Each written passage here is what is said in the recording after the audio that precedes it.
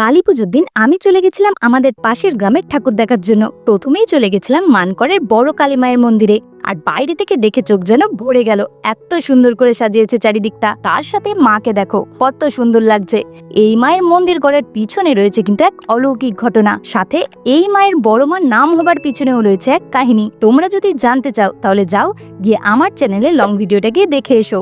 এখানে মায়ের রূপ কিন্তু ভয়ঙ্করী। আর তোমরা কি জানো, সন্ধ্যার পর মায়ের প্রতিমা গড়া এখানে নিষিদ্ধ। তার পিছনেও রয়েছে এক সত্য ঘটনা। এক কথায় বলতে গেলে এই মায়ের নামকরণ, মন্দির প্রতিষ্ঠা সবকিছুকেই ঘিরে রয়েছে কিছু রহস্যজনক ঘটনা।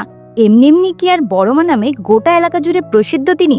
বড়মার মন্দিরের ঠিক পাশেই রয়েছে আরো দুটি কালী মন্দির। মন্দিরের ওপরটা ভালোভাবে লক্ষ্য করো, ওখানেও মায়ের একটা প্রতিমা কিন্তু দেখতে পাবে। দেখো তার নিচেই রয়েছে একটা সিংহ।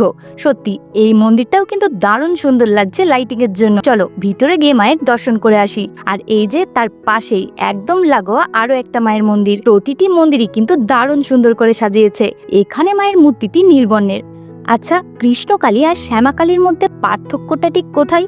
তোমরা কেউ জানলে আমাকে কমেন্টে জানিও। তারপর ওখান থেকে পেরিয়ে চলে এসেছিলাম আরো একটা প্যান্ডেলে ঠাকুর দেখতে। এখানে মায়ের প্রতিমাটা অনেক বড় করে করা হয়, তোমরাই দেখো।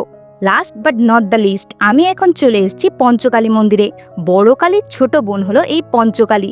এই যে দেখতেই পাচ্ছ, পুজোর তোড়জোড় চলছে। কালী পুজো মাত্র 2 দিনের পুজো, এই এলো আর এই চলেও গেল। তাই কোনো প্ল্যানিং ছাড়াই বেরিয়ে পড়তে হয়, না হলে তো আজ প্ল্যানিং করব আর কাল পুজো শেষ। কত ভিড় দেখেছো এখানে। তো চলো আজ এতটুকুই, আবার পরে দেখা হবে। আরে পরে দেখা করার জন্য চ্যানেলটা তো সাবস্ক্রাইব করে রাখো।